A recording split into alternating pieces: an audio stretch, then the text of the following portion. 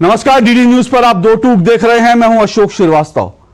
तो चुनावी मैदान और सीएए पर घमासान। जी हां, हमारा आज का मुद्दा सीएए नागरिकता संशोधन कानून ही है। और वो इसलिए है क्योंकि प्रधानमंत्री नरेंद्र मोदी ने आज जब पीलीभीत में चुनावी सभा की तो उन्होंने सीएए का मुद्दा उठाया, नागरिकता संशोधन का मुद्दा उठाया और इस मुद्दे को लेकर के विपक्ष पर प्रहार किया। प्रधानमंत्री नरेंद्र मोदी जब से कांग्रेस का घोषणा पत्र जारी हुआ तब से लगातार विपक्ष पर वार कर रहे हैं, प्रतिवार कर रहे हैं। वो कह रहे हैं कि विपक्ष का और खासकर कांग्रेस का जो घोषणा पत्र था वो पूरी तरह से मुस्लिम लीग की उस पर छाप दिखाई देती है। और इस कांग्रेस के घोषणा पत्र के बहाने बीजेपी ने तुष्टीकरण का मुद्दा उठाकर कांग्रेस पर करारा प्रहार करना शुरू किया है। और आज इस लपेटे में अन्य पार्टियां भी आ गई, वो तमाम पार्टियां जिन्होंने नागरिकता संशोधन कानून यानी सीए का विरोध किया था। आप अच्छी तरह से जानते हैं कि साल 2019 में नागरिकता संशोधन कानून संसद से पारित हुआ था, लेकिन उसका देश भर में विरोध हुआ, देश भर में शाहीन बाग बनाए गए और इस नागरिकता संशोधन कानून को लागू होने से रोकने की कोशिश हुई। कानून वापस नहीं हुआ और गृहमंत्री अमित शाह ने बार बार कहा था कि सीए कानून लागू होकर रहेगा, दुनिया की कोई ताकत रोक नहीं सकती। और अब से करीब एक महीने पहले सीए कानून को लेकर, नागरिकता संशोधन कानून को लेकर सरकार ने नोटिफिकेशन जारी कर दिया और उसके बाद से इस मुद्दे पर तमाम जो है राजनीति वो एक बार फिर से सड़क पर लाने की कोशिश तो हुई, लेकिन ये राजनीति ज्यादा चल नहीं पाई है। लेकिन आप जानते हैं मामला इस बीच कोर्ट भी पहुंचा, सुप्रीम कोर्ट में भी पहुंचा है। सुप्रीम कोर्ट में केंद्र सरकार से इस पर जवाब मांगा गया था। केंद्र सरकार ने आज अपना जवाब भी दे दिया और इस पूरे मामले के बीच जो है इंडियन यूनियन मुस्लिम लीग वो भी सुप्रीम कोर्ट में पहुंच गई है। और मुस्लिम लीग ने कहा है कि नागरिकता संशोधन कानून को वापस लेना चाहिए क्योंकि ये दोहरी नागरिकता का कानून है और ये भारतीय नागरिकता के जो कानून है उसका उल्लंघन करता है। और ये आईयूएमएल इंडियन यूनियन मुस्लिम लीग वही है जिसको लेकर प्रधानमंत्री नरेंद्र मोदी अपनी चुनावी सभाओं में लगातार आवाज उठा रहे हैं और कह रहे हैं कि कांग्रेस के घोषणा पत्र में आईयूएमएल का जिक्र जो है वो छाप दिखती है। दिलचस्प बात इस पूरी राजनीति में यह भी हुई है कि इस बीच कांग्रेस के घोषणा पत्र से सीएए मिसिंग है। नागरिकता संशोधन कानून जिसके लिए कांग्रेस ने मोर्चा खोला था, कांग्रेस के घोषणा पत्र में सीए पर खामोशी है, जिसको लेकर अब कांग्रेस के ही सहयोगी पार्टियां यानी लेफ्ट की पार्टियां सीपीएम सीपीआई उन्होंने आवाज उठाई और कहा है कि यह कांग्रेस तुष्टीकरण की राजनीति खेल रही है क्या, हिंदुओं के साथ तुष्टीकरण की राजनीति। आज दो टूक में इस सब पर मुद्दे होंगे, इस सब पर चर्चा होगी। आखिर सीए नागरिकता कानून जो है वो अगर कांग्रेस के घोषणा पत्र से मिसिंग है, इसके क्या मायने हैं, और अगर प्रधानमंत्री नरेंद्र मोदी इसको लेकर विपक्ष पर सवाल उठा रहे हैं तो इसके क्या मायने, क्योंकि प्रधानमंत्री नरेंद्र मोदी ने आज पीलीभीत में बहुत भावुक तरीके से इस मुद्दे को उठाया। इससे पहले प्रधानमंत्री को जरा सुन लेते हैं कौन कौन सी पॉलिटिकल पार्टियां हैं जो नागरिकता संशोधन कानून को लेकर सड़क पर उतरी थी और आज भी उसका जोरदार विरोध कर रही हैं। सुनिए उनके तर्क क्या है, हालांकि उनका जवाब भी देने वाले इस देश में लोग हैं। जरा सुनिए।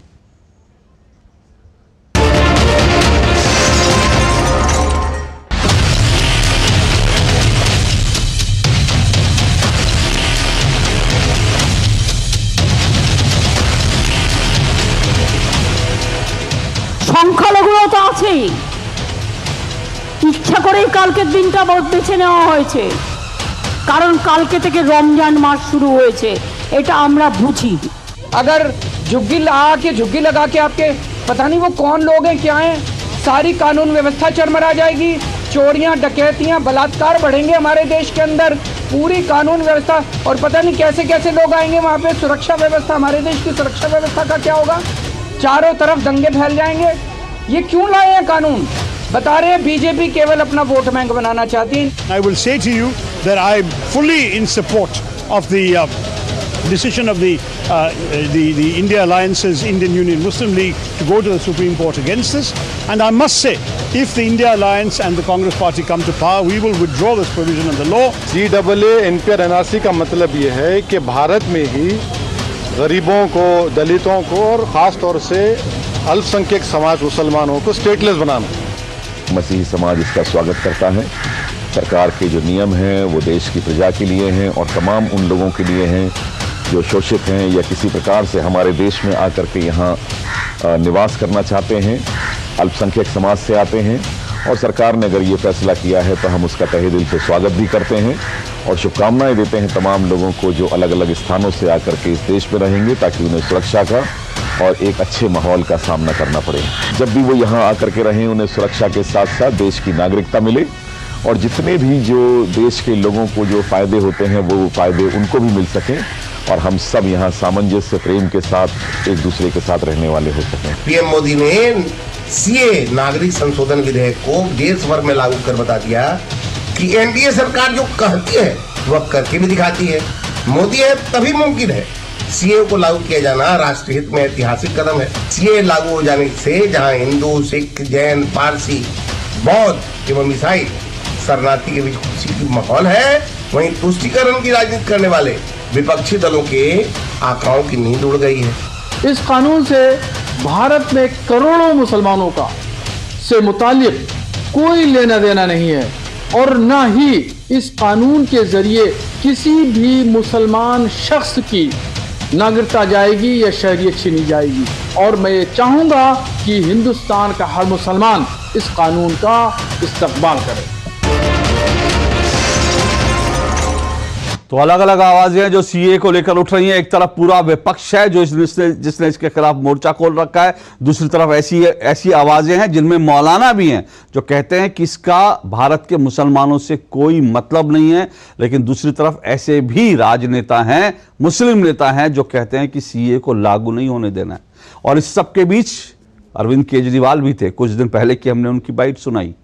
अरविंद केजरीवाल कह रहे थे कि पता नहीं कैसे कैसे लोग आ जाएंगे, बलात्कार करेंगे, चोरी करेंगे, डाके डालेंगे। उनको वो शरणार्थी जो पाकिस्तान में पिट रहे हैं सिर्फ इसलिए क्योंकि वह हिंदू हैं, सिख हैं, ईसाई हैं, बांग्लादेश में पिट रहे हैं क्योंकि वह हिंदू, सिख, ईसाई हैं, बौद्ध हैं, अफगानिस्तान में पिट रहे हैं क्योंकि सिख हैं, हिंदू हैं। ऐसे तमाम लोग अरविंद केजरीवाल को चोर, डकैत और साथ साथ बलात्कारी दिख रहे थे। लेकिन आज उन्हीं अरविंद केजरीवाल की जो उनकी पिटीशन थी वो आज हाई कोर्ट में बुरी तरह से रिजेक्ट हुई है और फिलहाल वो जेल में ही रहेंगे। बहरहाल मुद्दा अरविंद केजरीवाल नहीं है, आज मेरा मुद्दा सीए नागरिकता संशोधन कानून है। और जैसा मैंने आपको बताया, अलग अलग आवाजें सुनाई, लेकिन आज प्रधानमंत्री नरेंद्र मोदी ने सीए का विरोध करने वाली तमाम आवाजों को जोरदार जवाब दिया और साथ ही एक भावुक अपील भी की कि आखिर ये लोग जो हैं, ये लोग तो अपने लोग हैं और इन अपनों का ख्याल नहीं करेंगे तो कौन करेगा। सुनिए जरा प्रधानमंत्री नरेंद्र मोदी ने पीलीभीत में आज सीए पर क्या कुछ कहा।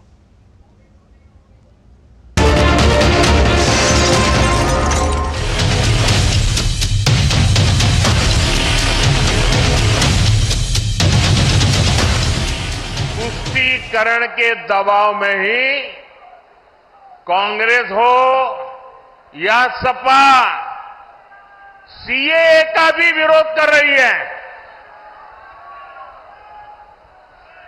विदेशी धरती पर अत्याचार की वजह से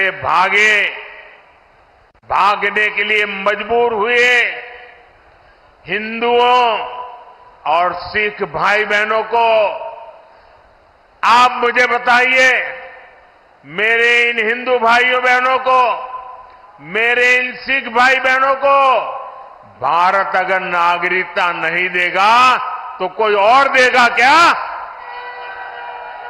नागरिकता देनी चाहिए कि नहीं देनी चाहिए? वो अपने हैं कि नहीं है? उनको हमें संभालना चाहिए नहीं संभालना चाहिए?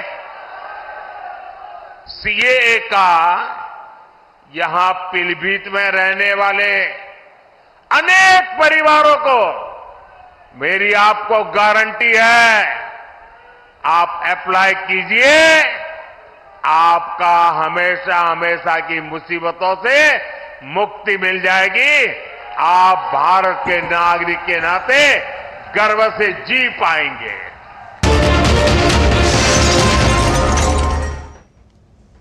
तो प्रधानमंत्री नरेंद्र मोदी ने ये जो कुछ कहा मैंने आपको सुना और इसलिए हमने कहा आज चुनावी मैदान, सीए पर घमासान, और इस पर चर्चा करने के लिए आज हमारे साथ जो मेहमान जुड़ रहे हैं, आइए परिचय करवा दूं। मेरे साथ इस वक्त जो है 5 मेहमान इस डिबेट में रहेंगे। मेरे साथ राजीव बब्बर हैं, बीजेपी की तरफ से प्रोफेसर भुवन भास्कर जोशी हैं, समाजवादी पार्टी के प्रवक्ता हैं, सैयद जवाद हैं, राजनीतिक विश्लेषक हैं, कांग्रेस को सपोर्ट करते हैं, अवधेश कुमार हैं, वरिष्ठ पत्रकार, और मेरे साथ अनुराग वर्मा है, वरिष्ठ पत्रकार। आप पांचों मेहमानों का बहुत बहुत शुक्रिया और स्वागत है। राजीव बब्बर, आज प्रधानमंत्री नरेंद्र मोदी अचानक से ये सीए का मुद्दा ले आए तुष्टीकरण के साथ जोड़ते हुए, पर विपक्ष का तो आरोप ये है कि बीजेपी सीए को लाई ताकि तुष्टीकरण हो, अपना vote bank, Hindu vote bank बना सके। क्या कहेंगे आप सर?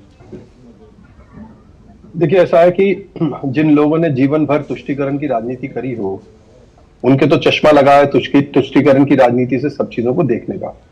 इसको सिंपली ये समझना चाहिए कि एक उदाहरण समझिए कि जब पाकिस्तान का हिंदुस्तान से विभाजन हुआ तो वहां 18 से 22% हिंदू और सिख वहां बचा था। आज जब वहां जनगणना होती है तो 1% भी नहीं है, वहां से उन सबका पालन हो गया।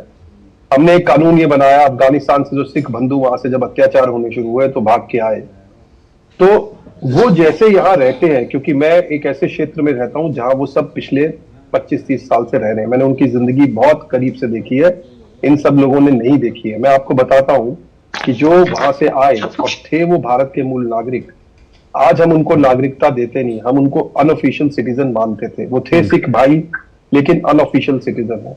उनको अपने स्कूल में बच्चे का एडमिशन अगर कराना है तो वो अपने बच्चे का कोई झूठा फॉर्म बनाते थे या कुछ और मिस डिक्लेरेशन करते थे, या कुछ उनको राशन लेना है तो वो कुछ और करते थे।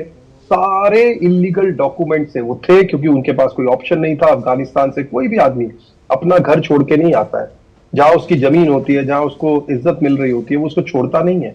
ये वहां से मजबूरी से भागकर आए, भगाया गया, अत्याचार किए गए उनके ऊपर, तो उनको वहां से यहाँ आना पड़ा।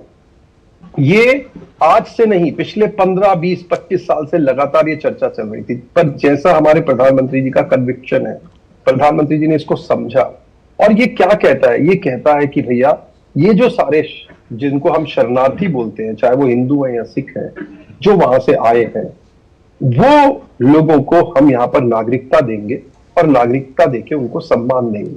देश में, अपने देश में से उनको अपेक्षा है वो यहाँ पर शरणार्थी के जैसा क्यों रहें। ये कानून सिर्फ इतना ही है, लेकिन उसमें से पॉलिटिक्स नहीं, तो राजीव बब्बर, ये कानून इतना सही है, बिल्कुल समझ में आता है, और इसमें एक डेडलाइन भी है दिसंबर 2014 तक आए लोगों की। मेरा सवाल है, और एक छोटी सी तादाद है जो इससे सीधा सीधा जिसको इसका फायदा मिलेगा। तो मेरा सवाल यह है कि फिर आज प्रधानमंत्री का इस चुनावों में लाने के मायने क्या था? ये किसको प्रधानमंत्री डायरेक्ट कर दे? क्या विपक्ष क्योंकि इसका विरोध कर रहा है, क्या विपक्ष पर तुष्टीकरण के नाम पर एक प्रहार था, या फिर हिंदू वोटर्स को एक तरह का मैसेज था कि भाई हम आपके लिए खड़े हैं? देखिए, ऐसा है कि एक तो बहुत सारे लोग ऐसे पीलीभीत के आसपास भी रहते हैं, वहां प्रधानमंत्री जी उनको एड्रेस करने गए थे तो वो विषय भी प्रधानमंत्री ने छेड़ा। लेकिन ये सीए जो है, चाहे इसमें लाभ जो मिल रहा है वो चाहे 1 लाख लोगों को या 2 लाख लोगों को मिल रहा है, लेकिन ये जो इसका मायना है, इसका जो मैसेज है वो बहुत बड़ा है। हम अपने देश से गए लोगों के जिनके ऊपर अत्याचार हुए, भाई अगर पुराना समय जाते हैं तो ये सब तो अखंड भारत का हिस्सा था ना। अब इनके जनरेशन वहां छूट गई और वो वहां रह रहे थे। दादा वहां अगर अफगानिस्तान रह गए तो उनके बच्चे भी वहां रहे थे। जब अत्याचार हुए तो वो कहाँ जाएंगे? वो अगर भारत, जैसे आज प्रधानमंत्री जी ने भी कहा, वो भारत नहीं आएंगे तो कहाँ जाएंगे? वो चाइना जाएंगे, वो अमेरिका जाएंगे, वो अपने देश की तरफ ही तो देखेंगे। वो अपने देश की तरफ तो पिछले 25-30 साल से देख रहे थे, और जब वो अपने वहां पर सेटल थे, जब तक उनके ऊपर अत्याचार नहीं हो रहा था तो वहां सेटल थे। कोई भी आदमी अपना घर छोड़कर नहीं आता, जैसे मैंने आपको कहा। तो जब उनके लिए एक कानून बनाया, उसको सिंप्लीफाई करके उनका काम आसान किया, और वो सब हमारे बिछड़े हुए भाई हैं, यानी उनके एंसेस्टर्स जो है वो सब हमारे भाई हैं। अब वो जब वापस आ रहे हैं तो उनका स्वागत होना चाहिए, उसमें पॉलिटिक्स होना चाहिए। इस कानून में इसके ना तो इससे ज्यादा कुछ है ना इससे कम कुछ है। ओके, इस कानून में ना ज्यादा कुछ है ना कम कुछ है। प्रोफेसर भुवन भास्कर जोशी, प्रधानमंत्री उत्तर प्रदेश में जाकर ये मुद्दा उठा रहे हैं, और उसी उत्तर प्रदेश में जहां पर अखिलेश यादव जो है मुख्तार अंसारी के घर जा रहे हैं, तो कहीं ना कहीं ये मैसेज बड़ा क्लियर है कि आप अगर मुख्तार अंसारी को जो है माफिया के घर उसके साथ जाके खड़े रहेंगे तो फिर यह मुद्दा तो उठेगा और फिर आपसे सवाल पूछा जाएगा कि आप एक माफिया मुख्तार के साथ खड़े होते हैं, लेकिन जिन लोगों की जमीनें, जिन लोगों की बेटियों के साथ जो है बलात्कार हो रहा है, जिन लोगों की जमीनें छेड़ी जा रही है, जो कभी भारतीय थे, जिनको बिना बताए देश का बंटवारा कर दिया गया, आज वो हिंदू आना चाहते हैं, सिख आना चाहते हैं, तो आप उसके विरोध में खड़े हो जाते हैं। तो आपको लगता है यह मुद्दा समाजवादी पार्टी को डैमेज करेगा?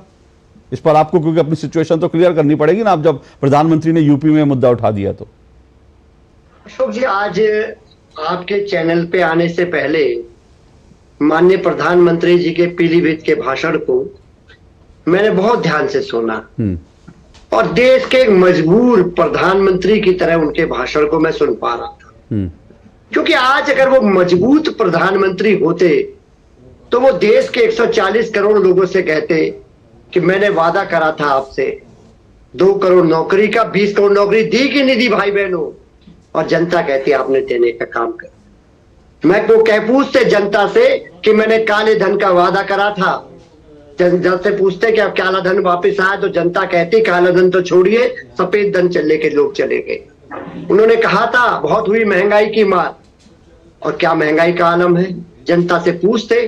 क्योंकि आज प्रधानमंत्री मोदी जी अपने वो सभी वादों से, चाहे वो बेटी बचाओ बेटी पढ़ाओ की बात थी, काले धन की बात थी, महंगाई की बात थी, युवाओं की बात थी, सबसे भागने का प्रयास कर रहे हैं। क्योंकि 10 साल में आदरणीय अमित शाह जी ने उन्हें उसको वादों को जुमला कह दिया, और जुमला अब नई गारंटी बनके 2024 में आ रहा है, और जनता जानती है कि अब क्या हासिल करना है। तो उनकी जो आज मजबूरी थी उनके चेहरे पे भी दिखाई दे रही थी, हताशा भी दिखाई दे रही थी। और मैं निश्चित तौर पे मैं कहना चाहता हूं, ध्यान भटकाने की कितनी कोशिश करें, देश का जिस धरती पर वो गए थे, उत्तर प्रदेश की धरती पर, मैं और आप और अन्य पैनलिस्ट भी वहां रहते होंगे, तो वो जानते होंगे कि परीक्षा लीक में युवाओं का क्या असर हो रहा है, किस प्रकार उनकी परीक्षा लीक हो रही है, और उनको न्याय मांगने के लिए धरने पर बैठना जा रहा है, उनकी पिटाई हो रही है, और पड़ोसी राज्यों में और ऐसे इजराइल जैसे क्षेत्र में जहां युद्ध की स्थिति है वहां नौकरी के लिए उनको जाना पड़ रहा है। ठीक है, तो ये स्थिति है आज। प्रोफेसर मोहन भास्कर जोशी, आपने जो कहा, एक मिनट में राजीव बब्बर, एक आप रिस्पॉन्ड कीजिएगा, 1 मिनट। आपने जो कहा कि भाई प्रधानमंत्री मुद्दों से भाग रहे हैं, चलो ठीक है, ये आपका आरोप है राजीव बब्बर जी, इस पर इसका जवाब देंगे। लेकिन मेरा सवाल ये है कि ये मौका तो आप ही दे रहे हैं ना, जब मुख्तार अंसारी के घर जाकर और उसके घर में आप कहते हैं कि हम जो है उसके घर में जाकर आप कहते हैं मुख्तार अंसारी की छवि वैसी नहीं थी, मुख्तार अंसारी ऐसा नहीं था, मुख्तार अंसारी वैसा नहीं था, वो आदमी जो 16 मर्डर कर चुका, जिसके ऊपर जो है 61 से 65 से ज्यादा मुकदमे, जिसने कांग्रेस नेता के भाई की हत्या की थी, जो मशीन गन लेकर जिसके गैंग घूमता था, जो चुन चुन कर लोगों को मारता था, जो दंगे करवाने के बाद जो है खुली जीप में मशीन गन लेके घूमता था और कहता था कि आओ मैं देखता हूं कौन हिंदुओं को वहां जो है खुलेआम हिंदुओं के खिलाफ जिसने जिहाद की वो छेड़ रखा था। जब ऐसे लोगों के घर जाकर आप जो मलाई खाएंगे तो फिर बाकी तो दूसरे पलटवार करेंगे, क्यों नहीं करेंगे? अगर आप मुस्लिम वोट के लिए मुख्तार के घर जा रहे हैं तो फिर जो है वो हिंदू वोट के लिए सीए का बात करेंगे, क्या दिक्कत है आपको फिर उसमें? मैं बहुत आपको जिम्मेदारी से बताना चाहता हूं, मुख्तार अंसारी जी कई चुनाव जीते और जनता की अदालत के बीच में जाए, जिसे लोकतंत्र कहते हैं, उसी जनता ने उनको वोट देकर जिताने का काम करा। और अफजल अंसारी जो उनके भाई हैं और हमारे कैंडिडेट हैं, वो पिछली बार बसपा और सपा गठबंधन से चुनाव जीतने का काम करा, यानी कि वो गाजीपुर की जनता ने ही उनको वोट देने का काम करा। आपने थोड़ा सम्मान कम दिया। मुख्तार अंसारी जी बोला श्रीमान, श्री मुख्तार अंसारी जी, ऐसा कुछ बोलेंगे तो और ज्यादा अच्छा लगेगा। मैं और अच्छा बोलना बिल्कुल बोलिए, बिल्कुल बोलिए सर, मैं तो चाहता हूं।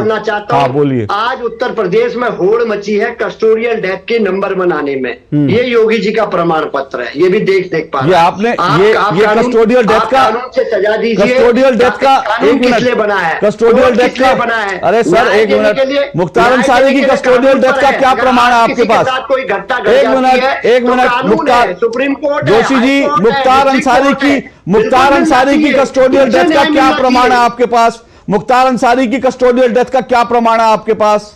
अरे उनके वो खुद अपने बयान, हाँ उनके बयान एकदम, क्योंकि एक माफिया, अब सुनिए,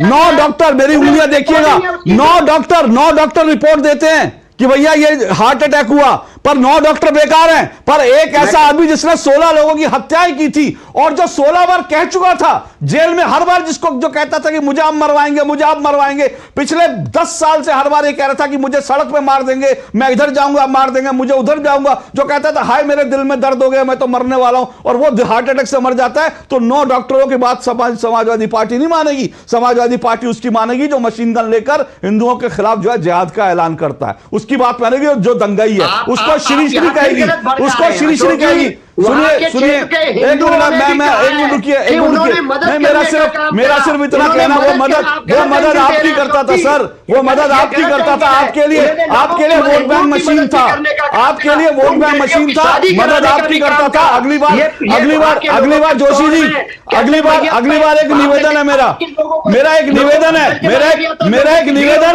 मेरा एक निवेदन सुन लीजिए। जोशी जी मेरा एक निवेदन सुन लीजिए, चिल्लाइए नहीं, मैं आपकी आवाज बंद करवा दूंगा, मुझे लगातार मत, मेरा एक निवेदन स्वीकार कर लीजिए, फिर मैं आपका जवाब जो है राजीव बब्बर से लेता हूं। मेरा सिर्फ एक निवेदन है, आपने खूब बचाव कर लिया, बड़े अच्छे से बचाव कर लिया, सिर्फ एक निवेदन है, अगली बार जब आप बैठेंगे तो पीछे मुख्तार की तस्वीर लगा लीजिएगा और एक थाली में मुख्तार के नाम का दिया जला करके और आरती करते हुए बैठिएगा। राजीव बब्बर रिस्पॉन्ड कीजिए, ये आप लोग ने जो है इस तरह का माहौल बनाया, कस्टोडियल डेथ वहां करते हैं। मुख्तार अंसारी खुद कह रहा है कि भाई मुझे मार देंगे, तो हम उसकी बात क्यों ना माने, हम 9 डॉक्टर की बात क्यों मान लें? आप लोग तो स्टेट स्पॉन्सर्ड किलिंग करवाते हो। देखिए, ऐसा है कि जोशी साहब को पहले तो मैं जो जुमला कर रहे हैं उसका उत्तर जरूर देना चाहूंगा। इनको बताना चाहूंगा कि 7 एम्स थे, आज 23 एम्स हैं और दिखते हैं सबको, आप भी देख सकते हैं। 90,000 किलोमीटर हाईवे था, आज 1.5 लाख किलोमीटर हाईवे है, सबको दिखता है, सबको नजर आ रहा है। 20,000 किलोमीटर रेलवे का इलेक्ट्रिफिकेशन हुआ था, आज 100% रेलवे का इलेक्ट्रिफिकेशन हुआ है। 0 वंदे भारत थी, आज 41 वंदे भारत है। 383 मेडिकल कॉलेज थे, सुनिएगा, मैंने आपकी बात सुनी थी, 700 मेडिकल कॉलेज है। तो इसमें एक मिनट सुनिए महाराज, एक मिनट सुनिएगा, तो इसमें पहली बात तो एक मिनट सुनिए,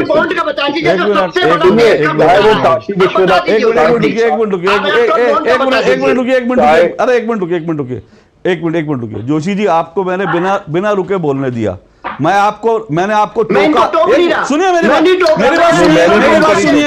बात सुनिए, अब एक मिनट राजीव जी रुकिए, मेरी बात सुनिए। मैंने आपको बिना रुके बोलने दिया, आपने सरकार की सारी खामियां गिना दी।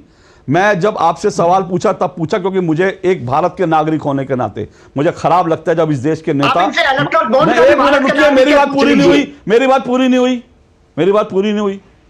मैं भी इस देश का नागरिक हूं ना, मैं इस देश का इस प्रोग्राम का एंकर होने के साथ साथ इस देश का नागरिक भी हूं, और हर नागरिक को खराब लगता है जब इस देश के नेता बैठकर टेलीविजन चैनलों पर माफिया, अपराधी, गैंगस्टरों का जब गुणगान करते हैं ना, तो हर नागरिक को बुरा लगता है। वो आपकी मर्जी है, आपको लगता है उससे आपको वोट मिलेंगे, आप गुणगान कीजिए। मैंने तो आपको ये भी ऑप्शन दे दिया। अगली बार पीछे, अब मेरी बात पूरी नहीं हुई, और आपने पहले 36 बातें गिना दी। अब वो चाहते हैं कि 36 बातों का जवाब ना दें, पहले सीधा इलेक्टोरल बॉन्ड पे कूद जाएं, ताकि आपको मुख्तार अंसारी पर, आपको सीए पर जवाब ना देना पड़े। तो मैं इलेक्टोरल बॉन्ड पे 36 बार डिबेट कर चुका हूं, 37 बार जिस दिन आप उठाएंगे, जिस दिन आप मुख्तार अंसारी, एक मिनट राजीव जी, जिस दिन अखिलेश यादव इलेक्टोरल बॉन्ड का, मुख्तार के घर ना जाके इलेक्टोरल बॉन्ड का मुद्दा उठाएंगे, मैं उस दिन आपको बुलाऊंगा, इलेक्टोरल बॉन्ड पे डिबेट करूंगा। आज तो मैं सीए पे डिबेट करूंगा, आज तो मैं मुख्तार पे डिबेट करूंगा। राजीव जी, इन्होंने अब तक जो सवाल उठाया उनका रिस्पॉन्ड कर दीजिए, फिर मैं मुद्दे पर आऊंगा। मैं मुद्दे से भागने नहीं दूंगा। मुख्तार अंसारी जैसे लोगों का बचाव करना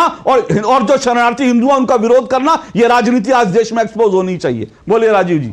देखिए, तो विकास का तो मैंने इनको अभी थोड़ा सा सैंपल दिया, और पहली बात एक चीज और है कि ये पहले प्रधानमंत्री हैं जिन्होंने हर चीज ऑब्जेक्टिव टाइप पूरे देश के सामने प्रस्तुत किया है कि ये मेरा काम है, ये दिखता है। 2 करोड़ अकाउंट थे सिर्फ 1947 से लेकर 2014 तक, आज जो है 50 करोड़ अकाउंट और खुले हैं। वही बैंक है, वही इंप्लॉइज है, वही सब साथी है, मिलकर देश को, सारे देश आगे लेके जा रहा है। तो विकास के बारे में तो मैं इसलिए क्लियर कर देता हूं। मुद्दे पर अब मुद्दा बड़ा स्पष्ट है, आज से नहीं, इनका पूरा इतिहास है, इनका पूरा इतिहास है। मैं इनसे पूछता हूं कि इतनी ये नरमी दिखा रहे हैं एक क्रिमिनल के लिए, क्या इन्होंने उस परिवार का इंटरव्यू सुना जो न्याय के लिए गुहार लगाता रहा? क्या इनको उनके आंसू नहीं सुनाए जिनके सामने उनके परिवार की हत्या उन्होंने कर दी? 16 से ज्यादा हत्याओं का जो जिसके ऊपर सीधा चार्ज है, जिसके ऊपर केस चल रहा है, और वो जेल में है। उसका भी ये गुणगान करते हैं। और फिर उसके घर जाकर ये किसको खुश कर रहे हैं, मतलब ये किसको खुश कर रहे हैं। मुझे लगता है कि इस देश में जो देश को प्यार करने वाले लोग तो इनको वोट नहीं देंगे, तो ये क्या वोट उन लोगों के ढूंढ रहे हैं जो इस देश के अगेंस्ट काम करते हैं, या जो क्रिमिनल हैं, या जो गलत काम करते हैं। क्या ये उनकी जमात को इकट्ठा करने का काम कर रहे हैं? इन्होंने वो, और दूसरा हमारा संकल्प है, हमारे प्रधानमंत्री जी ने और उत्तर प्रदेश के जो मुख्यमंत्री है उन्होंने भी कहा कि ये जो माफिया है इसको मिट्टी में मिलाना है, ये उनका धर्म है। तो मुझे लगता है वो काम हो रहा है और जनता खुश है, जनता उसका उत्तर दे रही है। नहीं, तो उसमें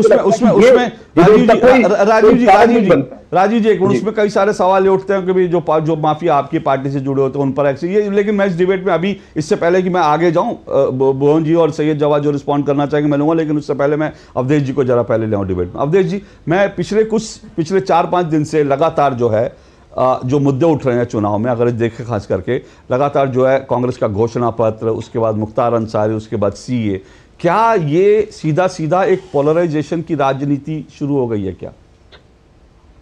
नहीं, पोलराइजेशन की राजनीति तो इस देश में पहले से चल रही है और पोलराइजेशन होना ही चाहिए।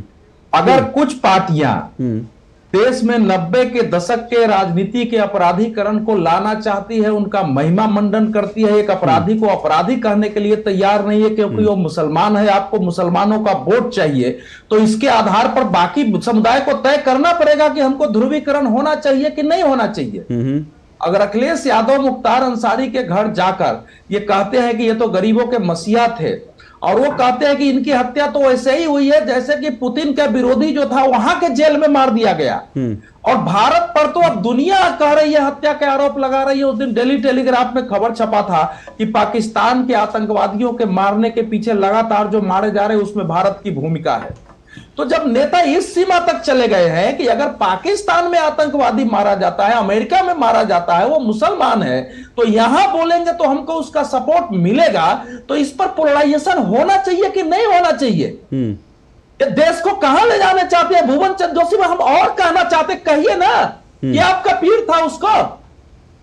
ये शर्म नहीं आती है इन पार्टियों को कि 90 के दशक के राजनीतिक अपराधीकरण से मुक्ति के लिए इस देश ने कितना संघर्ष किया है। इस चुनाव में हजारों लोगों की हत्याएं हुई हैं, अपराधी बूथ लूट लूट के नेता बनते थे। समाजवादी पार्टी ने अतीक अहमद, मुख्तार अंसारी, डीपी यादव, किसको नहीं आगे बढ़ाया, और आज उसके बाद उनको लगता है कि 4 बार हम चुनाव हार गए, अगर 5वीं बार हार जाएंगे तो हमारी पार्टी खत्म हो सकती है, क्योंकि मुसलमान मानने लगेंगे कि बीजेपी को समाजवादी पार्टी नहीं हरा रही है तो हमको किसी दूसरे पार्टी की ओर जाना चाहिए।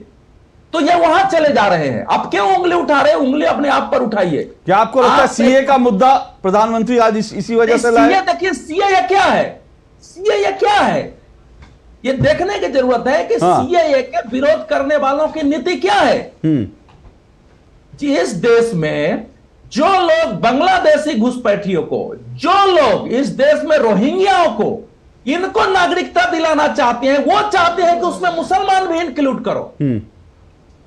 और क्या लड़ाई है दूसरी? उसमें कोई लड़ाई नहीं है। जो बालक मुसलमान, भाई जब किसी की नागरिकता देने का सवाल नहीं है, जिन लोगों को विभाजन में जिनका कोई दोष नहीं था, जी जो इस वायदे के साथ रह गए पाकिस्तान में कि हिंदुओं मुसलमानों सबको समान अधिकार होंगे, मोहम्मद अली जिन्ना के कहने के बाद सतीश गुजराल ने जो अपनी किताब लिखी है, ये बरस विथ लाइफ, उसमें लिखा है कि उसके पिताजी अवतार नारायण गुजराल तो वहां घूम घूम के कहते थे कि यहीं रहो हिंदू सिख सब, लेकिन अंत में जो दशा हुई वहां से भाग के आना पड़ा है। तो जिनका कोई दोष नहीं था वो बेचारे वहां रह रहे हैं, उनकी हालत, उनकी स्थिति क्या है। और भारत का एक वायदा था, डॉक्टर अंबेडकर ने भी वायदा किया था कि जिन लोगों को वहां मुसलमान भी बना दिया गया है या जिन दलितों पर अत्याचार हो रहे हैं, आप वहां से आइए, हम आपको अपने समुदाय में शामिल करेंगे। यद्यपि यहाँ अनुसूचित जाति की स्थिति अच्छी नहीं है, आपको शामिल करेंगे, आपको पूरी नागरिकता देंगे। अंबेडकर की बात करते हुए तो इस समय इस देश की राजनीति में हारे हुए पॉलिटिकल पार्टियों की एक ही नीति है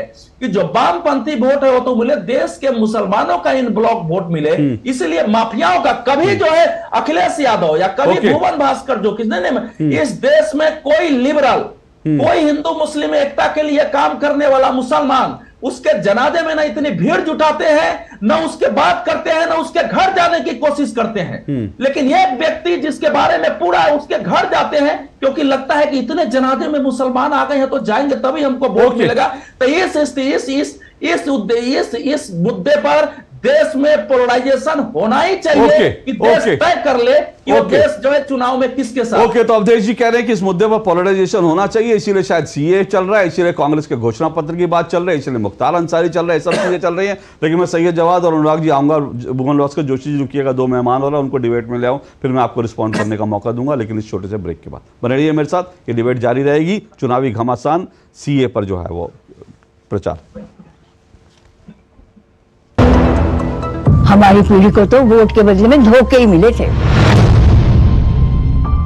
और हमारी पीढ़ी को बस गरीबी हटाओ के नारे। पानी ढोती थी, इज्जत दांव पर लगाकर अंधेरे में शौच को जाती थी, धुएं में आंखें जलाती थी, और फिर हमें मिले मोदी जी कामदार। हमारा दर्द महसूस किया है मोदी जी ने, तभी तो झट से भेज दिए बिजली, पानी, गैस, शौचालय। अब घर में बीमारियां कम हो गई है ना अम्मा? हाँ, दवा का खर्चा घटा है और ढेर सारा समय बचा है। हमारे जैसे करोड़ों निकले हैं गरीबी से बाहर। पर मम्मी भाभी, मोदी जी कहते हैं कि ये तो बस ट्रेलर है, आगे पूरे भारत से गरीबी हटाने की गारंटी है मोदी जी की, और मोदी को जिताना हमारी गारंटी है। कमल का बटन दबाएं, भाजपा को जिताएं। ग्रेजुएटी का चेक है, बस इन पैसों को हम कहीं इन्वेस्ट कर दें जहां हमें इनकी चिंता ना करनी पड़े और रेगुलर इनकम भी आती रहे। फिर बस तो फिर फिक्स्ड इनकम म्यूचुअल फंड्स में डाल दीजिए। म्यूचुअल फंड्स में डाल दीजिए ना। अरे पापा, फिक्स्ड इनकम म्यूचुअल फंड्स चुने हुए interest bearing company bond, government bond और मनी मार्केट में पैसा डालते हैं, इक्विटी मार्केट में नहीं। और सिस्टमैटिक विड्रॉल प्लान के जरिए आपको on the dot fixed amount भी मिलती रहेगी। म्यूचुअल फंड्स में फिक्स्ड इनकम वाली बात सही है। म्यूचुअल फंड निवेश बाजार जोखिमों के अधीन है। योजना से जुड़े सभी दस्तावेजों को ध्यान से पढ़ें। तुम्हें पता है इन्वेस्टर्स के लिए एक इन्वेस्टर प्रोटेक्शन फंड होता है IPF, लेकिन अगर तुम्हारा ट्रेड एक्सचेंज पर एग्जीक्यूट नहीं हुआ या फिर कोई गारंटीड रिटर्न्स वाली स्कीम है तो ये IPF आपकी मदद नहीं कर सकता है। और अगर आपका ब्रोकर ही डिफॉल्टर बन जाए तो फिर IPF आपको कॉम्पेंसेशन दिला सकता है। कहां से सीखा? NSE की साइट पर। सोचकर समझकर इन्वेस्ट कर। Happy birthday my dear. अरे ये क्या? ऐप से लोन? मेरी नई स्कूटी के लिए। ओए बनो सयानी, नहीं तो पैसों पे फिर जाएगा पानी। मतलब? सुनो, ऑनलाइन लर्निंग ऐप्स को जांच परख कर RBI अधिकृत बैंक NBFC से ही आप लोन लीजिए। अनधिकृत ऐप्स से अनजान लोगों से निजी जानकारी शेयर करना यानी धोखा। दादू बन गई सियानी। गिफ्ट नहीं खोलेंगे? RBI कहता है इनसे सुनिए, जानकार बनिए, सतर्क रहिए। यकीन है खुद पर है नाज, सुनती हूँ अपने मन की आवाज, कभी शर्मीली तो कभी हूँ जाबाज। रुकना मेरी आदत नहीं, थमना मेरी चाहत नहीं। मैं हूँ नारी, यही मेरा अंदाज, हर जिम्मेदारी मैं बखूबी निभाती हूँ। वोट दे प्राउड वोटर कहलाऊंगी, पूरे देश संग चुनाव का पर्व मनाऊंगी। गोल्डी छोले मसाले, जहाँ जाए रिश्ते बनाए, जहाँ जाए रिश्ते बनाए, गोल्डी मसाले। तो दो टुक आप देख रहे हैं, दो टुक में हम चर्चा कर रहे हैं चुनावी मैदान, सीए पर घमासान। आज चुनाव मैदान में सीए का मुद्दा भी आ गया क्योंकि प्रधानमंत्री नरेंद्र मोदी ने पीलीभीत में जाकर इस सवाल उठाया और कहा कि आखिर जो वो शरणार्थी हैं जिनको पाकिस्तान से इस हालत में आना पड़ा वो हमारे अपने ही हैं। और साथ साथ उन्होंने विपक्ष पर प्रहार भी किया कि विपक्षी पार्टियां जो हैं इनको पराया मान रही हैं, जो गलत है। इन सब सवालों पर चर्चा कर रहे हैं। राजीव बब्बर मेरे साथ जुड़े हुए हैं बीजेपी से, प्रोफेसर भुवन भास्कर जोशी वो समाजवादी पार्टी से हैं, सैयद जवाद हैं राजनीतिक विश्लेषक कांग्रेस के समर्थक, अवधेश कुमार जी हैं वरिष्ठ पत्रकार, अनुराग वर्मा वरिष्ठ पत्रकार। मैं सैयद जवाद आपके पास आ रहा हूं। सैयद जवाद, मेरा सवाल यह है कि अब तक तो कांग्रेस सीए का खुलकर विरोध कर रही थी, लेकिन सीए जो नागरिकता संशोधन कानून को लेकर कांग्रेस का घोषणा पत्र खामोश है और उसको लेकर के कांग्रेस की सहयोगी पार्टियां ही सवाल कर रही हैं। हालांकि कांग्रेस की एक सहयोगी पार्टी जो है इंडियन यूनियन मुस्लिम लीग, वो सुप्रीम कोर्ट चली गई है इसको विड्रॉ करने के लिए। एक सहयोगी पार्टी कह रही है कि भाई ये घोषणा पत्र में नहीं है, तो क्या आप हिंदुओं को कोई मैसेज दे रहे हैं? तो ये हो क्या रहा है कि मतलब क्या सीए का जो पूरा जिम्मा है कांग्रेस ने अपनी सहयोगी इंडियन यूनियन मुस्लिम लीग को दे दिया कि भाई तुम ही ना बंटवारा कराया था, अब तुम ही लोग जो है ये इनको आने से रोको? बहुत बहुत शुक्रिया अशोक भाई इतनी देर के बाद समय देने के लिए। वो कत्ल भी करते हैं तो चर्चा नहीं होता, वो कत्ल भी करते हैं चर्चा नहीं होता, हम आह भी करते हैं तो हो जाते हैं बदनाम।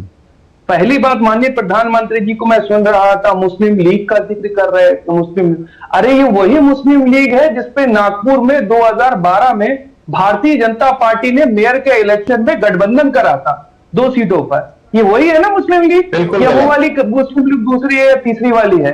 देखिए वो उठा करके मेयर के इलेक्शन में 2012 फरवरी के अंदर भारतीय जनता पार्टी का पाकिस्तान प्रेम रह रह करके बाहर आ रहा है।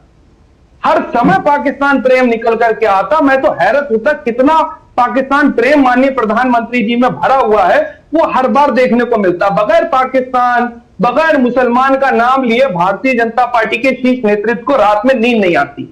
आपको बताऊं कैसे? भारतीय से, यहां के जो भारतीय हैं उनको तो आप बातें सुनाते हैं, यहां के माइनॉरिटीज की बात नहीं। पाकिस्तान के माइनॉरिटी की फिक्र है, वो होनी भी चाहिए उनको। जब आप बगैर क्लियरेंस लिए पाकिस्तान में उतर जाते हैं और नवाज शरीफ के लिए, कभी उनकी माता जी के लिए शॉल और मलियाबादी आम और तमाम चीजें लेकर के जाते हैं, तो उसमें कोई आश्चर्य की बात नहीं है। उसके बाद जब पठानकोट होता है तो भाई साहब आईएसआई को बुलाते हैं पाकिस्तान प्रेम, अरे आओ हमारे आओ, हमारे घर पे आओ, देखो क्या हुआ पाकिस्तान प्रेम। इन्हीं के बड़े शीर्ष नेता जिनको बड़ा भारत रत्न मिला है, जिना की मजार पे जाके कसीदे पढ़ करके आते हैं कि जिना आदमी क्या आदमी थे साहब, बहुत अच्छे आदमी थे भारतीय जनता पार्टी की नजर में। फिर स्वर्गीय आप पूर्व प्रधानमंत्री जी बस यात्रा स्टार्ट करते हैं, नवाज शरीफ के गले लगते हैं, झप्पी लगते हैं और मर पता नहीं क्या नवाज शरीफ के लिए कलेजा खोल करके लड़ने। इतना पाकिस्तान प्रेम भारतीय जनता पार्टी का मैं दिखा चुका हूं। किस विषय पर? कितनी बार होगा सुनिए, वो मुझे हैरत की बात है। तीसरी सबसे बड़ी बात, सुनिए तीसरी सबसे बड़ी, अगर मेरी कोई भी बात से तकलीफ होती हो, एक मिनट मेरी बात भी सुन लीजिए, मेरी बात भी सुन लीजिए। मैं उत्तर दे सकता हूं? एक मिनट राजीव अबर जी रुकिए। दिक्कत पता है क्या है, आप लोगों को ये तो तकलीफ होती है कि भैया बड़ी देर से मौका दिया। सुनिए मेरी, आप मेरी बात सुन लीजिए ना, 2 मिनट सुनिए। ये तकलीफ होती है देर से मौका दिया, नहीं 1 मिनट रुकिएगा, नहीं 1 मिनट रुकिएगा, 1 मिनट रुकिएगा, 1 मिनट रुकिएगा, 1 मिनट रुकिएगा, 1 मिनट रुकिएगा। टाइम वेस्ट करने से कोई फायदा नहीं होगा, टाइम वेस्ट करने से कोई फायदा नहीं होगा, टाइम वेस्ट करने से कोई फायदा नहीं होगा, टाइम वेस्ट करने से कोई फायदा नहीं होगा, टाइम वेस्ट करने से कोई फायदा नहीं होगा। सुनिए, मैं कह रहा हूं, एक तो शिकायत करते हैं कि मुझे देर से समय दिया, और जब देर से समय देते हैं तो सवाल पूछते हैं मैथ्स का, जवाब आता है केमिस्ट्री का। मैथ्स पे डब्बा गुल है, मैथ्स पे कुछ नहीं बोलना, केमिस्ट्री का जवाब देगा। रुकिए 1 मिनट, 1 मिनट रुकिए, 1 मिनट रुकिए, 1 मिनट रुकिए। सैयद जवाद मुझे मजबूर मत कीजिए कि मैं सैयद जवाद में अनावश्यक बोलने वालों की आवाज बंद करवा देता हूं। बंद कर दीजिए, बंद कर दीजिए मेरी डिबेट, बंद कर दीजिए, बंद कर दीजिए, बंद कर दीजिए इनकी आवाज। मेरी डिबेट में इस तरह से चिल्ला चिल्ली मत करिए, मैं बड़े प्यार से आपको सुन रहा था। अवधेश जी ने आपके फैक्ट को काटा कि आप झूठ बोल रहे हैं, फिर भी मैं आपको झूठ बोलने का मौका दिया, क्योंकि मैं ये नहीं चाहता था कि कोई मुझ पर सवाल उठाए कि मैं आपको बोलने का मौका नहीं दे रहा हूं। लेकिन जो मैं सवाल पूछ रहा हूं, अगर हिम्मत है तो उस सवालों का जवाब भी दीजिए। आप सीधा पाकिस्तान पहुंच गए, और पाकिस्तान से किसको प्यार है मैं बता देता हूं।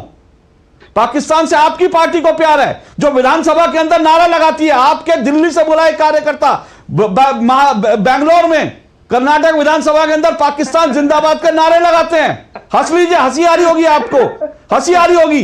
पाकिस्तान जिंदाबाद, इनकी आवाज कम रखिए। पाकिस्तान जिंदाबाद पे हंसने वाले मुझे अपने डिबेट में नहीं चाहिए। आवाज इनकी बंद कर दीजिए। अब मैं इनको बताता हूं, पाकिस्तान जिंदाबाद के नारे लगते हैं, और उसके बाद कहा जाता है नासिर साहब जिंदाबाद के नारे लग रहे थे। झूठ बोलते हैं। एक तो पाकिस्तान का गुणगान करेंगे, शाहीन बाग में पाकिस्तान का गुणगान कर रहे थे। क्या चाहिए इनको? जिन्ना वाली आजादी। ये शाहीन बाग में जहां सैयद जवाद बैठे थे वहां बैठ के नारे लगा रहे थे कि हमें क्या चाहिए? जिन्ना वाली आजादी। जिसको जिन्ना वाली आजादी चाहिए वो पाकिस्तान चला जाए। ये बात ध्यान रखिए। मैं अपनी डिबेट के अंदर पाकिस्तान प्रेमियों को उनकी बोलती बंद करना भी जानता हूं, उनका माइक बंद करना भी जानता हूं और गेट आउट करवाना भी जानता हूं। इस बात को ध्यान रखिए। मेरी डिबेट में कोई अगर पाकिस्तान जिंदाबाद पे हंस रहा है, मुझे शर्म आती है कि इस देश के अंदर आज भी ऐसे गद्दार बैठे हैं जो पाकिस्तान जिंदाबाद के नारे लगाते हैं और टेलीविजन डिबेट में बैठ के हंसते हैं। पाकिस्तान जिंदाबाद पे शर्म से सर झुक जाना चाहिए। लेकिन अगर आप शर्मिंदा नहीं है पाकिस्तान जिंदाबाद पे, तो मुझे ऐसे व्यक्ति को अपने डिबेट में बुलवाने का हक नहीं है, ना मैं बुलवाना चाहूंगा। पाकिस्तान जिंदाबाद, मेरी बला से वो पाकिस्तान जाए। मेरी डिबेट में पाकिस्तान के किसी भी उसकी जो पाकिस्तान का टट्टू होगा, मेरी डिबेट में उसकी कोई जगह नहीं है। अनुराग अग्रवाल रिस्पॉन्ड कीजिए। एक मैं इसमें सबसे नहीं, बिल्कुल नहीं। जब तक पाकिस्तान जिंदाबाद पे हंसने वाले मेरे डिबेट में, मैं उनको कोई मौका नहीं देना चाहता। अनुराग वर्मा रिस्पॉन्ड कीजिए।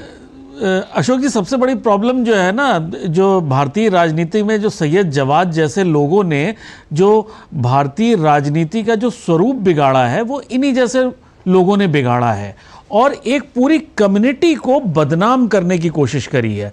अब मैं एक अवधेश जी की बात पे थोड़ा सा आता हूं। इन्होंने कहा, बताऊं एक मिनट अनुराग जी, एक सिर्फ आप कह रहे हैं एक पूरी कम्युनिटी को, मुझे नहीं मालूम। मैं ये आपकी बात से मैं अक्सर पूरी तरह से सहमत नहीं हूं। चाहे सैयद जवाद हो, चाहे अखिलेश यादव हो, चाहे भुवन भास्कर जोशी, ये कम्युनिटी को मैसेज देते हैं कि हम तुम्हारे साथ हैं, हम पाकिस्तान की बात करेंगे, हम पाकिस्तान जिंदाबाद के नारे लगाएंगे, हम शाहीन बाग में नारे लगाएंगे जिन्ना हमें चाहिए, जिन्ना वाली आजादी। और उसके बाद ये टीवी में बैठ कर पाकिस्तान के गुणगान करेंगे और फिर कहेंगे पाकिस्तान जिंदाबाद पे हंसेंगे। बिल्कुल, जो फैक्ट है उस पे हंसेंगे। अरे आपके पास फैक्ट हो तो तर्क दीजिए ना। पाकिस्तान जिंदाबाद के नारे लगे, खुद जो है वहां के गृह मंत्री ने कहा। और वो नारे लगाने वाले कौन थे? वो कांग्रेस के सांसद के जो दिल्ली से बुलाए हुए लोग थे। अब इस पर इनको हंसी आ रही है। अशोक जी, वही तो समस्या है कि ये समझ रहे हैं कि इससे जो है पोलराइजेशन होगा। अब मैं वहीं पे अवधेश जी की बात को मैं आगे बढ़ाऊंगा कि हिंदुओं के पोलराइजेशन पे बड़ी बहस हो रही है। मैं इसको एक दूसरा टर्म दे रहा हूं, ये है रिवर्स पोलराइजेशन। क्योंकि सैयद जवाद जैसे लोगों ने पोलराइजेशन की राजनीति पिछले 30 साल, 40 साल, 50 साल से करी है। पहले कांग्रेस ने करी, फिर समाजवादी पार्टी ने करी, फिर ममता बनर्जी ने करी। इस टाइप के लोगों ने जो पोलराइजेशन की राजनीति करी, जब आप 18% वोट का पोलराइजेशन करके 40 साल, 50 साल शासन कर सकते हो, तो रिवर्स पोलराइजेशन क्यों नहीं होगा? जब रिवर्स पोलराइजेशन होगा तो आप लोग को मिर्च क्यों लग रही है? आपको क्यों बुरा लग रहा है? पिछले उत्तर प्रदेश के चुनावों ने एक व्यक्ति ने, एक मुस्लिम कम्युनिटी ने वोट दिया समाजवादी पार्टी को, ऐसा वहां माना जाता है। ऐसा समाजवादी पार्टी का अपना मानना है कि 100% वोट मिला। सीटें कितनी आई? क्योंकि रिवर्स पोलराइजेशन हो गया। जब आप एक ही धड़े की राजनीति करोगे, जब आप मुख्तार अंसारी को मसीहा बताओगे, तो रिवर्स पोलराइजेशन होगा। भाई साहब, उस समय आपको हंसना नहीं चाहिए, आपको उस चीज को समझना चाहिए कि भाई भारतीय राजनीति का समय बदल गया है। अब 40% वोट चुनाव में नहीं होता, 60 से 70% होता है। तो क्या सीए को क्या इस रिवर्स पॉलिटिक्स के तहत ही बीजेपी ने इन्फ्यूज किया चुनाव में? देखिए, अगर किया है तो इसमें बुराई क्या है? अगर किया है तो इसमें बुराई नहीं, कुछ नहीं है। अगर हमारे कुछ साथी वहां पे छूट गए, देखिए जो छूटे थे वो वही। सैयद जवाद आऊंगा, पाकिस्तान छोड़ के पाकिस्तान प्रेम दिखा के कुछ अगर सीए पे बोलेंगे तो मैं भी आऊंगा आपके पास। लेकिन पाकिस्तान प्रेम अपना रख दीजिएगा, अपने जूते के नीचे दबा दीजिएगा पाकिस्तान प्रेम, क्योंकि मैंने भी पाकिस्तानियों को जूते के नीचे रखता हूं मैं। बोलिए अशोक जी, इसमें छूटे कौन से लोग थे? जो बहुत ही ज्यादा गरीब थे, जो उस समय की परिस्थितियों में बहुत ज्यादा मजबूर थे, वो लोग आ नहीं पाए।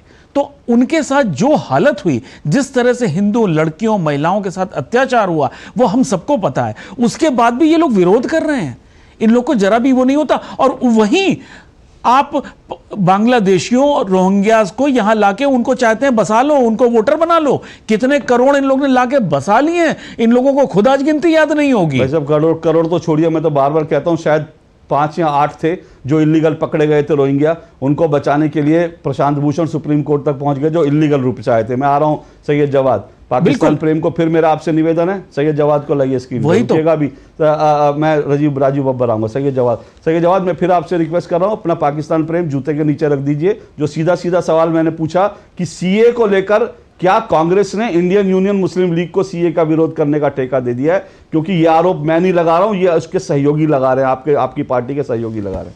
बोलिए सैयद जवाद, बोलिए। अशोक भाई, आप इतने सीनियर पत्रकार हैं और आप इतनी जल्दी गुस्सा हो जाते हैं, नाराज हो जाते हैं। मैं हो जाता हूं सर, नहीं पा रहे थे। सुनिए सर, मैं हो जाता हूं। 1947 सुन तो लीजिए। नहीं आप फिर 1900 हाँ, आप सीए आप विषय पर रहेंगे, मुझे तकलीफ नहीं होगी। मैं आपको बता दूं, आप पाकिस्तान चले जाते हैं बार बार, मुझे पाकिस्तान प्रेम अच्छा नहीं लगता। सुनिए तो, अरे सुन तो लीजिए। उस पाकिस्तान को जूते के नोक पे यहाँ के मुसलमानों ने 1947 में ही रख लिया था और ये कहा था कि भारत का पहला ब्राह्मण नेता, हमारे देश का नेता, मुसलमानों का नेता अगर कोई होगा तो पंडित जवाहरलाल नेहरू होगा, मौलाना आजाद होंगे, डॉक्टर भीमराव अंबेडकर होंगे, तमाम ऐसे स्वतंत्रता सेनानी होंगे जिन्होंने इस मुल्क को आजाद कराने के लिए अपनी जानें कुर्बान कर दी। ये आरएसएस के दलाल लोग थोड़ी ना समझ पाएंगे इस भाषा को, समझ पाएंगे इस भाषा को। एक मिनट,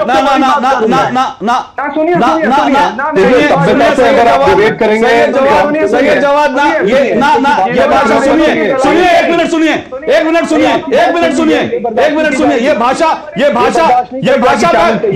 पाकिस्तान के, एक मिनट रुकिए सर, एक मिनट, ये भाषा पाकिस्तान के खिलाफ बोलते ना या पाकिस्तान के दलालों को लेके बोलते, मुझे अच्छा लगता। एक हिंदुस्तानी संगठन पे आवाज उठाएंगे लेकिन पाकिस्तान के लिए गुड़ गाएंगे, शर्म ना कर। राजीव बब्बर रिस्पॉन्ड कीजिए, राजीव बब्बर रिस्पॉन्ड कीजिए। जब से मैं सैयद साहब को सुन रहा हूं, मुझे समझ नहीं आ रहा वो ना ये शब्द सैयद जवाद जो आपने शब्द का, उसके लिए आपको माफी मांगनी पड़ेगी। सैयद जवाद आपने जो शब्द का, उसके लिए माफी मांगेंगे। मुख्तार के दलाल किसी संगठन को दलाल बोले, मुझे स्वीकार नहीं है। बोलिए राजीव बब्बर।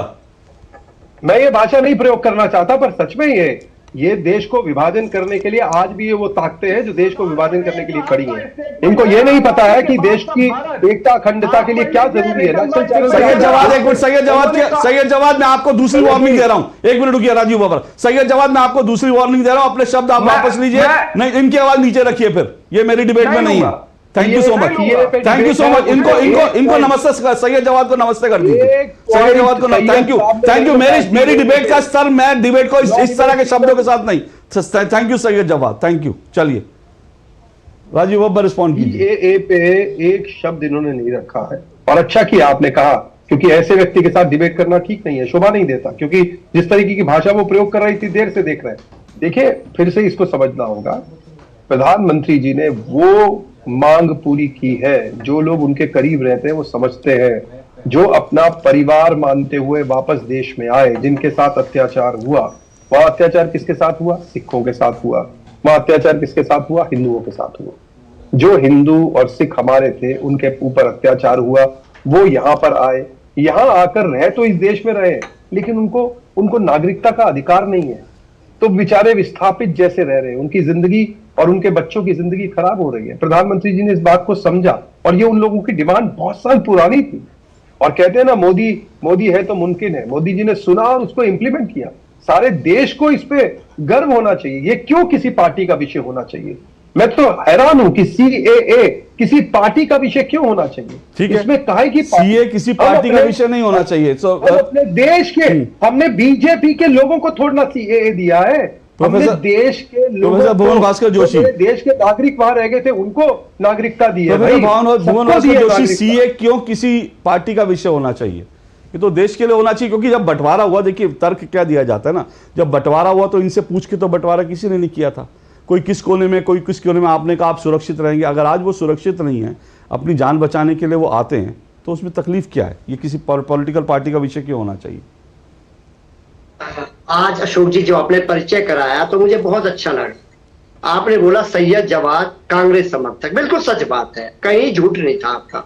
लेकिन अवधेश सिंह और ये वर्मा जी, इनको भी भारतीय जनता पार्टी समर्थक आप लिखते हैं, क्योंकि भारतीय जनता पार्टी का आप लोगों के पास सवालों के जवाब नहीं होते। आप लोगों के पास सवालों के जवाब नहीं होते। आप सर्टिफिकेट लेकर आते हैं जेब में। अशोक जी, मैं इस पे रिस्पॉन्ड करना चाहूंगा। अनुराग रुकिए एक मिनट। आप लोग सर्टिफिकेट जेब में लेकर आते हैं क्या सबके लिए? आप लोग सबके लिए सर्टिफिकेट, सुनिए, आपकी सर्टिफिकेट की दुकान है तो मैं तो आपसे पिछले भी कहा, अपने पीछे मुख्तार अंसारी की तस्वीर लगा लीजिए। जो सवाल पूछे, एक सवाल का जवाब नहीं। इसी बात को मुझे लगता है आप लोग आते किस लिए डिबेट में, अगर आपको सवालों का जवाब नहीं देना होता तो। आप सुन लीजिए, आज आपने बात करी है कि पाकिस्तान के जो समर्थक हैं उन्हें जूते की नोक पर रखना है।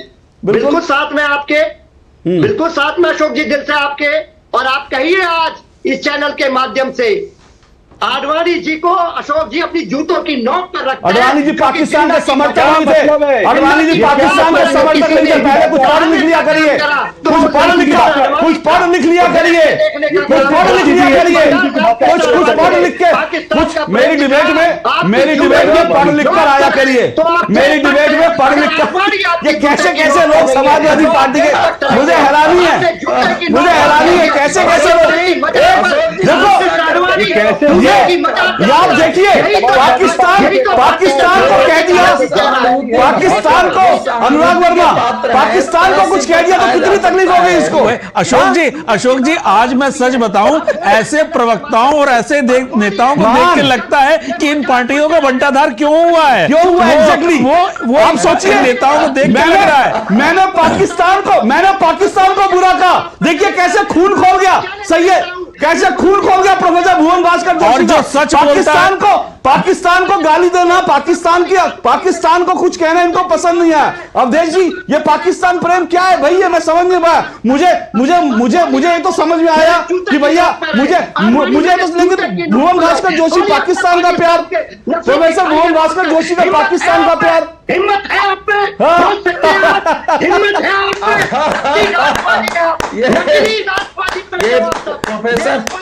प्रोफेसर भुवन भास्कर जोशी आपके लिए तालियां बजा रहा हूं, प्रोफेसर भुवन भास्कर जोशी आपके लिए तालियां बजा रहा हूं, प्रोफेसर भुवन भास्कर जोशी आपके लिए तालियां बजा रहा हूं, प्रोफेसर भुवन भास्कर जोशी आपके लिए तालियां बजा रहा हूं प्रोफेसर भुवन भास्कर जोशी, आपका पाकिस्तान प्यार देख के मुझे अच्छा लगा। चलो कोई तो है, कम से कम हाफिज सईद और मुख्तार अंसारी के लिए इतना प्यार उमड़ रहा है। अवधेश जी रिस्पॉन्ड कीजिए और ये पाकिस्तान प्रेमी की आवाज नीचे कर दीजिए, ये पाकिस्तान के प्रेमी की आवाज नीचे कर दीजिए, अवधेश जी को बोलने दीजिए।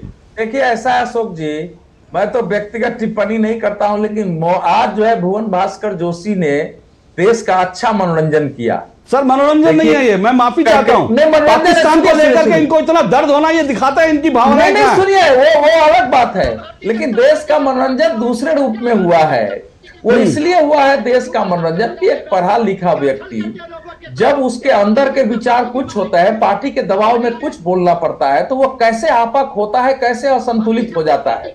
जैसे कांग्रेस में इतने दिन रहने के बाद कितने सारे लोग, मतलब लाइन लगी हुई है कि हम सनातन के विरुद्ध नहीं बोलेंगे, हम तो मजबूर थे, नेहरू जी का जो सेकुलरिज्म था वो तो एंटी रिलीजन था। सुन रहे हैं कि नहीं सुन रहे हैं?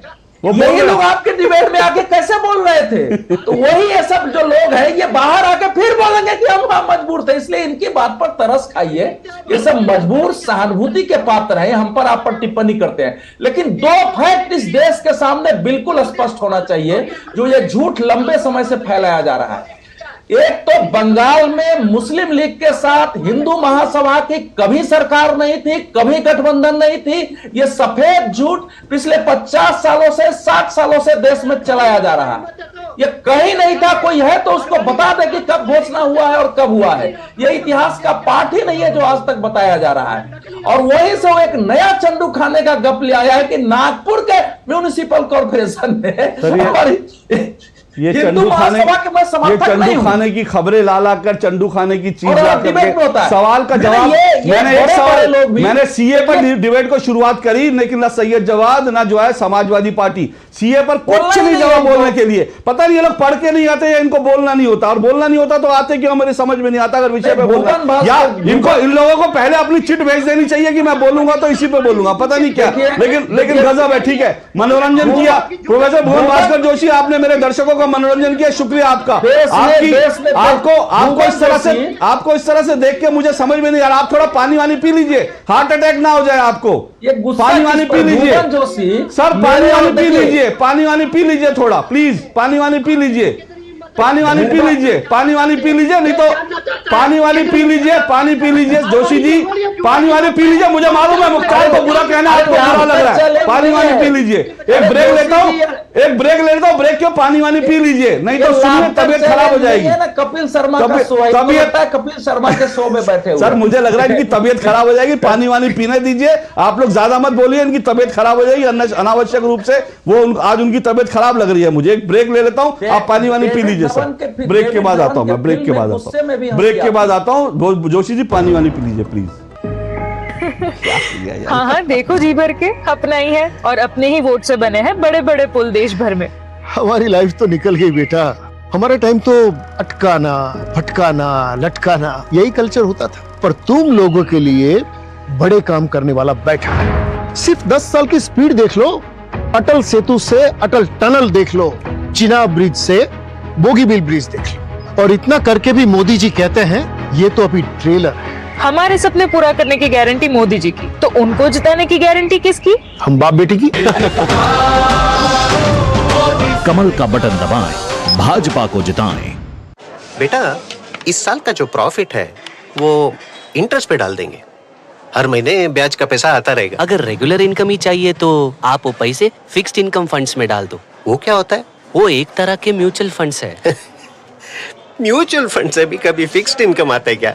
फिक्स्ड इनकम म्यूचुअल फंड्स चुने हुए ब्याज देने वाली कंपनी बॉन्ड्स, गवर्नमेंट बॉन्ड्स और मनी मार्केट में इन्वेस्ट करते हैं, इक्विटी मार्केट में नहीं। सिस्टमैटिक विथड्रॉल प्लान से आपको on the dot fixed amount भी आता रहेगा। म्यूचुअल फंड में फिक्स्ड इनकम वाली बात सही है। म्यूचुअल फंड निवेश बाजार जोखिमों के अधीन है। योजना से जुड़े सभी दस्तावेजों को ध्यान से पढ़ें। अब लोन प्रोसेसिंग में इतनी देरी, ये सब ना तुमसे नहीं होगा। लो तुम ही कर लो। देखो तुम इधर आओ। क्या बात? फाइनेंशियल एसेट्स का प्रमाण देना है, इस वजह से लोन अटका है। देखो, अकाउंट एग्रीगेटर से जुड़ो। अकाउंट एग्रीगेटर बैंक इत्यादि के पास उपलब्ध आपकी वित्तीय जानकारी को आपकी स्पष्ट सहमति से ऋण देने वाली वित्तीय संस्थाओं से साझा करता है। पापा, it was so easy. RBI कहता है जानकार बनिए, सतर्क रहिए। अगर छोले बने तो गोल्डी छोले मसाले, जहाँ जाए रिश्ते बनाए, जहाँ जाए रिश्ते बनाए, गोल्डी मसाले। Delivery boy has picked your order. अरे भाई, पता है भूख लगी है। 30 मिनट का मैसेज नोटिफिकेशन आया था ना? मैसेज के सारे थोड़ी बैठ सकते हैं। कल आपने कुछ शेयर्स बेचे थे ना? हाँ, तो चेक किया? मैसेज आया तो था। सिर्फ मैसेज काफी नहीं है। आप शेयर मार्केट में कोई भी ट्रांजैक्शन करते हैं ना, तो स्टॉक एक्सचेंज से आए एसएमएस या ईमेल को अपने डीमैट अकाउंट और बैंक स्टेटमेंट के साथ भी टैली कीजिए। बेटा, भूख में ना दिमाग बंद हो जाता है। सोच कर समझ कर इन्वेस्ट कर। दो टुक आप देख रहे हैं, और दो टुक में आज हम चर्चा कर रहे हैं चुनावी मैदान और सीए पर घमासान। हालांकि मैं ब्रेक पर जब अपना मोबाइल देख रहा था तो मेरे पास लगातार मैसेज आ रहे थे, लोग मुझे पूछ रहे थे कि आपने सीए पे डिबेट रखी थी, लेकिन क्या आप अपने मेहमानों को बताते नहीं है डिबेट किस पर है, क्योंकि सीए को छोड़कर सब कुछ बोल रहे हैं। तो मैं माफ़ी चाहता हूं, हम बताते हैं, लेकिन अगर मेहमान तैयारी करके नहीं आते, उनका अगर तैयारी नहीं होती, उनके विषय पर पकड़ नहीं होती, तो इसी तरह से दाएँ बाएँ साएँ करने की कोशिश करते हैं। लेकिन राजीव बब्बर, मैं फिर अंत में विषय पर ही आता हूँ। सीए कितने दिन ये चलेगा मुद्दा, क्योंकि फिर आपने कहा ये सब पार्टियों का मामला है। मैंने ये सवाल पूछा था भुवन भास्कर जोशी जी से, उनके पास जवाब नहीं था। वो तो बिल्कुल मुझे लगता है उनकी तबीयत थोड़ी सी खराब लग रही थी, इसलिए मैं उनको अभी आप बताइए। लेकिन ये मुद्दा क्यों इस तरह से बार बार जो उठा? आप कह रहे सब पॉलिटिक पार्टी का है, लेकिन वो नहीं मानते, वो कहते हैं कि ये सिर्फ बीजेपी का मुद्दा है। देखिए, उनको किसी विशेष वर्ग को खुश करना होगा, वो उनकी समस्या है। हमने तो जो लाइन ऑफ एक्शन जो इस देश के लिए जरूरी है, मेरा वो भाई हिंदू और सिख जो वहां प्रताड़ित हुआ अफगानिस्तान में, जो प्रताड़ित हुआ पाकिस्तान में, वो वहां से जब आया तो उसको यहाँ पर अपने ही देश में जहां उसके पूर्वज रहते थे, उसको यहाँ पर शरणार्थी के रूप में रहना पड़ा। उस शरणार्थी के रूप में क्यों रहना पड़े, उनको नागरिकता मिले। नहीं, ठीक है, मेरे पास समय नहीं है। मैं सिर्फ एक बात जानना चाह रहा हूँ, मैं सिर्फ एक अलावा ओके, देश में राष्ट्रीयता का मुद्दा है, देश का मुद्दा है, ये किसी पार्टी का मुद्दा है। ये रिवर्स पोलराइजेशन का किसी वर्ग को नहीं, राजीव बाबा, मेरे पास समय नहीं है। मैं सिर्फ, क्योंकि दो विषयों में लोगों ने बोलिए, क्या ये रिवर्स पोलराइजेशन का मामला है क्या? नहीं, रिवर्स पोलराइजेशन का मामला ये नहीं है। ये लोग जिस तरीके से बिहेव कर रहे हैं, उस तरीके से बहुसंख्यक लोग इकट्ठे हो तो ये इनकी राजनीति करने का तरीका हो सकता है। हमारे लिए तो ये कानून देश का कानून। ओके ओके, चलिए, ये कह रहे हैं देश का कानून है और मुझे लगता है कि संसद से फियर साइकोसिस को अशोक जी, इस देश में कोई भी सेकुलर कानून बनाएंगे मुसलमानों को केंद्रित करते तो विरोध करेंगे शाहबानों के आधार पर, देश में आग लग जाएगी। इस फियर साइकोसिस को खत्म करने वाले ये सारे कानून थे, चाहे 3 तलाक के हो, चाहे सीएए के हो, चाहे अभी जो है कॉमन सिविल कोड हो। और इन तो सबको देश वापस में लाने की मुस्लिमों के भय के मनोविज्ञान को खत्म करने वाले एक कानून है ये। ठीक है, ठीक है। और इसीलिए अगर इस पर डिबेट होती है, मुझे लगता है चुनाव में इस पर डिबेट होनी चाहिए। और सीए कानून जो है संसद से पारित हुआ कानून था, अगर उसे शाहीन बाग में जिन्ना की आजादी मांगते हुए लोग अगर उस कानून को, संसद से पारित हुए कानून को वापस लेने की बात करेंगे और मुख्तार अंसारी के भुवन जोशी जी को एक दिन भोजन पर बुला लीजिए, बहुत गुस्सा आ रहा है इनको आजकल। चलिए, अभी वो पानी वाली पिएंगे, उसके बाद फिर हम अवधेश जी सही कह रहे हैं, आज के लिए फिलहाल ये इतना ही। सच सुन नहीं पाते हैं। आज के लिए फिलहाल इतना ही। आपसे कल फिर मुलाकात होगी, इजाजत दीजिए, नमस्कार।